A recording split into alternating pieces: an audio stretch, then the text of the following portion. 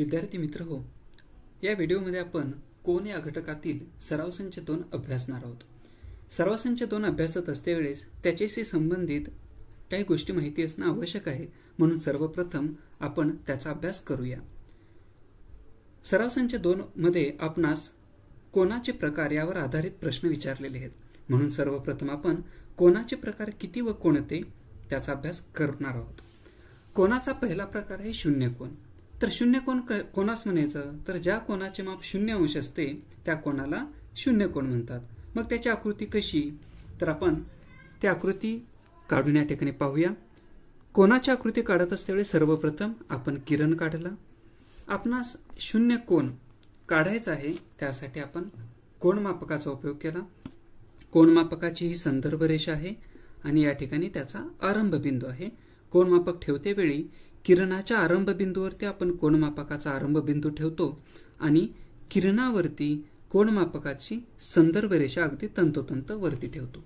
कोनमापक योग्य पद्धतीने ठेवणे आवश्यक आहे, त्यासाठी आपण कोनमापक अगोदर अगदी योग्य पद्धतीने ठेवून घेतलं। आता या ठिकाणी तुम्हाला दिसत असेल की 0 अंश म्हणजे 0 हा अंक या ठिकाणी आहे, म्हणजे या ठिकाणी 0 अंशाचा कोन तयार झालेला आहे आणि तो कोन तुम्हाला या किरणावरतीच आलेला दिसून येत असेल, म्हणून शून्य कोन आपणास या पद्धतीने दाखवता येते। अशा प्रकारच्या आकृतीला शून्य कोनाची आकृती आपण म्हणतो। तर शून्य कोन म्हणजे ज्या कोनाचे माप 0 अंश असते त्याला शून्य कोन म्हणतात। त्यानंतर कोनाचा दुसरा प्रकार आहे लघु कोन। नावामध्येच तुम्हाला लक्षात येत असेल, लघु म्हणजे लहान, पण किती अंशापेक्षा लहान, तर ज्या कोनाचे माप 90 अंशापेक्षा लहान असते त्या कोनाला लघु कोन म्हणतात। मग आपण लघु कोनाची आकृती काढून पाहूया। सुरुवातीला आपण किरण काढून घेतला। लघु कोन म्हणजे 90 अंशापेक्षा लहान, याचा अर्थ आपण लघु कोनाची आकृती काढत असतेवेळी 0 अंशापेक्षा मोठा आणि 90 अंशापेक्षा लहान कितीही अंशाचा कोन काढू शकतो। त्यासाठी आपण कोनमापक अगदी योग्य पद्धतीने ठेवून घेतलं। पहा, संदर्भ रेषा अगदी किरणावरती आहे, आरंभ बिंदूवरती कोनाचा आरंभ बिंदू आहे, कोनमापकाचा आरंभ बिंदू आहे। आपणास लघु कोनाची आकृती काढायची 90 अंशापेक्षा कमी आणि 0 अंशापेक्षा जास्त माप, याचा अर्थ तुम्ही या ठिकाणी कोठेही लघु कोन काढू शकता। समजा आपण 40 अंशाचा कोन काढला,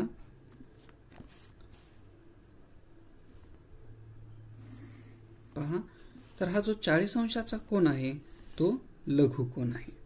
40, 50, 60, 45, 35, 89 अंशापर्यंतचा कोन हा लघु कोन किंवा 90 पेक्षा कमी माप म्हणजे लघु कोनाचं माप असतं। त्यानंतर एक काटकोन। काटकोन कोणास म्हणायचं, तर ज्या कोनाचे माप 90 अंश असते त्या कोनाला काटकोन म्हणतात। 90 अंशापेक्षा कमीही माप या ठिकाणी चालत नाही किंवा 90 अंशापेक्षा जास्त सुद्धा माप या ठिकाणी घ्यायचं नाही, तर 90 अंशाच्या मापाच्या कोनाला काटकोन म्हणतात। 90 अंशाच्या मापाचा कोन आपण या ठिकाणी काढून पाहूया आकृती नेमकी कशी येते। तर या कोनमापकावरती तुम्ही पाहू शकता की अगदी आरंभ बिंदूच्या वरती तुम्हाला 90 हा अंक दिसत आहे, म्हणून या ठिकाणी आपण बिंदू देऊन घेतला आणि हे कोनमापकाच्या साहाय्याने आपण जोडून घेऊया। आपण आकृतीचं जे किरण आहे ते लहान सुद्धा काढू शकतो।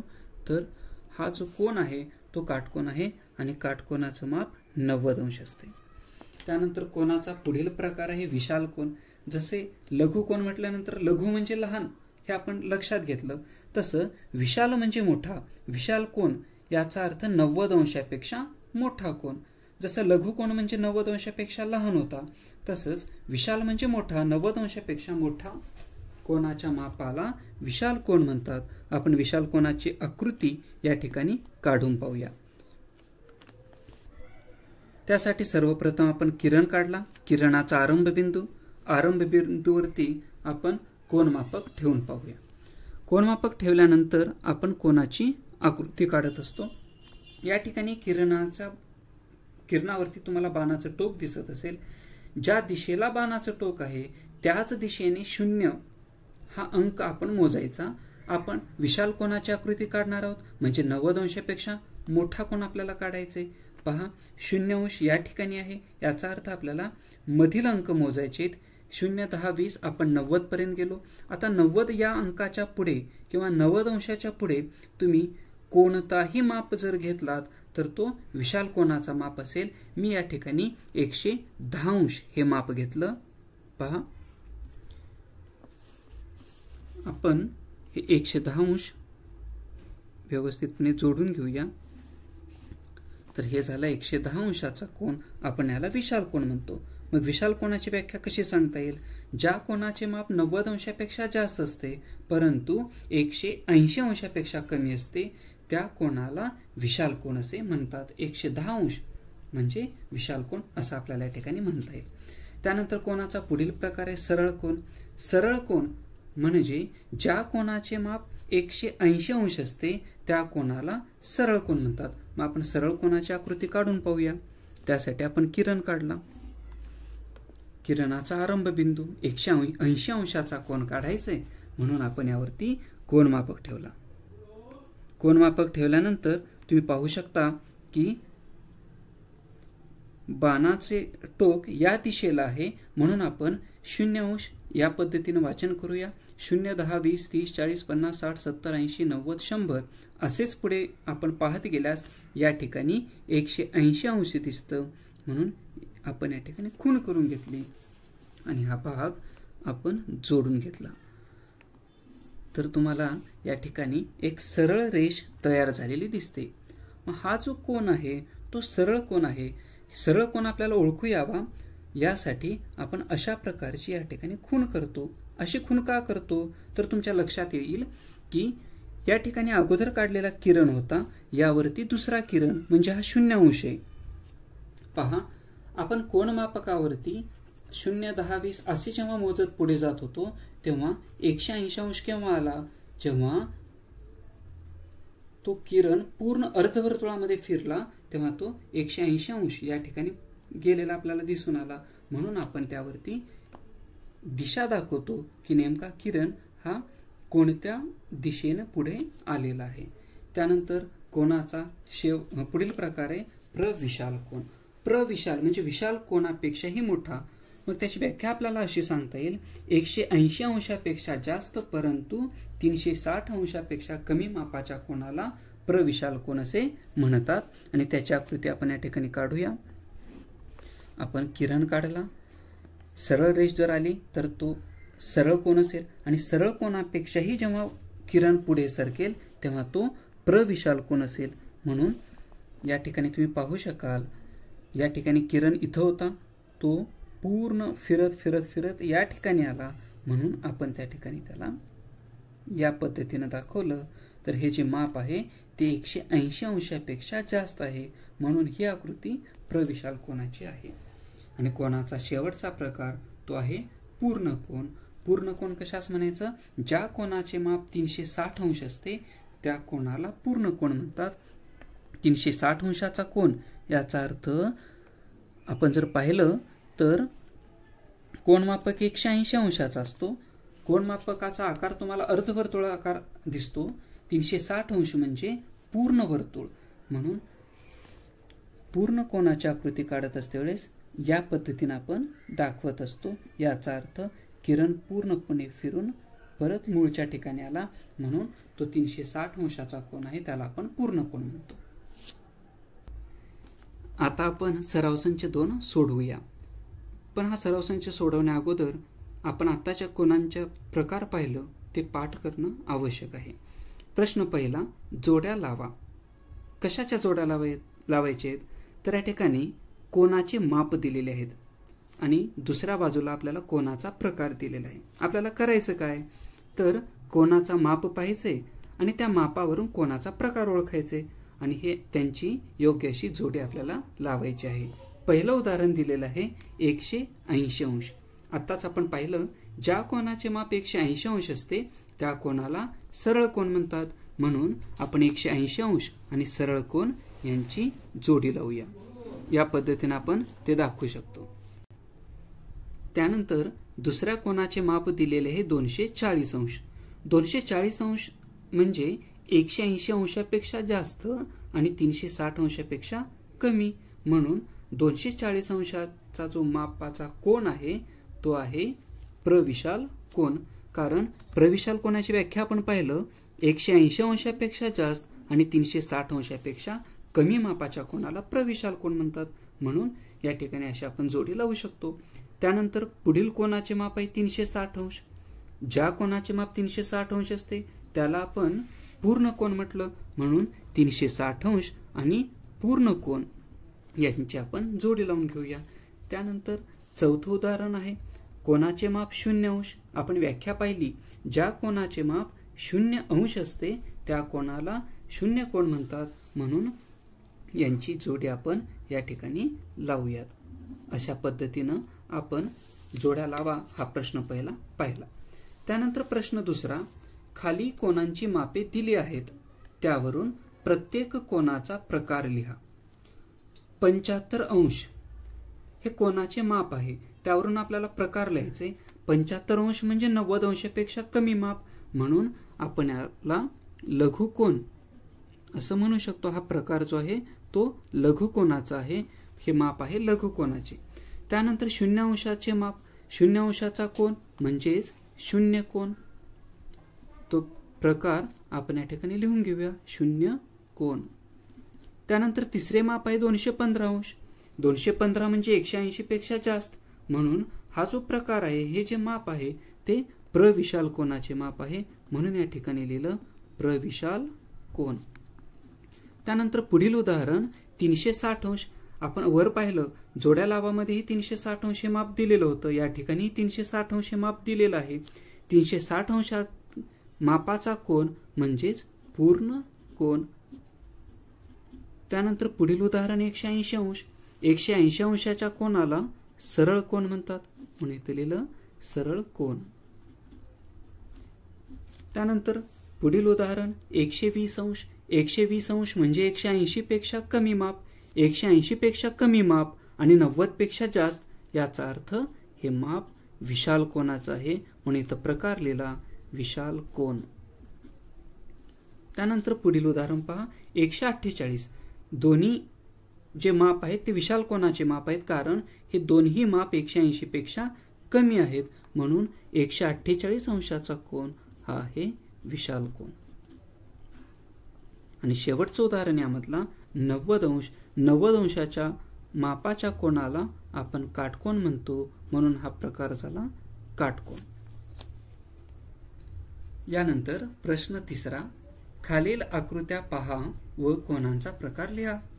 आपणास आकृत्या दिलेल्या आहेत. करायचं काय आपल्याला, आकृती पाहायचंय आणि ही आकृती नेमकी कोणत्या कोनाची आहे त्याचा प्रकार आपल्याला लिहायचे. यासाठी आपल्याला गोष्ट या ठिकाणी लक्षात ठेवावी लागेल जेणेकरून आपण आकृती चटकन ओळखू शकतो. आपल्याला लक्षात काय ठेवायचे, यल हा जर आकार दिसला, इंग्रजी अक्षर यल हा जर आकार दिसला तर ते काटकोनाचे आकृती असते. आकार जर यल पेक्षा कमी दिसला, लहान दिसला तर ती आकृती लघुकोनाची असते. आणि आकृतीचा आकार हा जर यल या अक्षरापेक्षा मोठा दिसला तर ती विशाल कोनाची आकृती असते. अशा पद्धतीने जर आपण लक्षात ठेवलं तर आपल्याला आकृती पाहून पटकन कोनाचा प्रकार ओळखता येतो. आता पहा बरं, आकृती ए मध्ये हा जो कोन दिसतोय त्याचा आकार आपल्याला यल पेक्षा लहान दिसतोय. पहा या ठिकाणी जर हा किरण राहिला असता तर यल आकार तयार झाला असता. हा आकार यल पेक्षाही लहान आहे म्हणून हा प्रकार झाला लघुकोनाचा.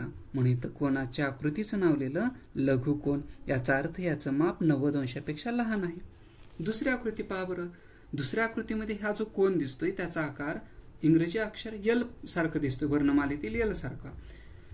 उलट यल जरी असला तरी तो यल आकार आहे म्हणून हा आहे काटकोन. म्हणून या ठिकाणी कोनाचा प्रकार लिहिला काटकोन.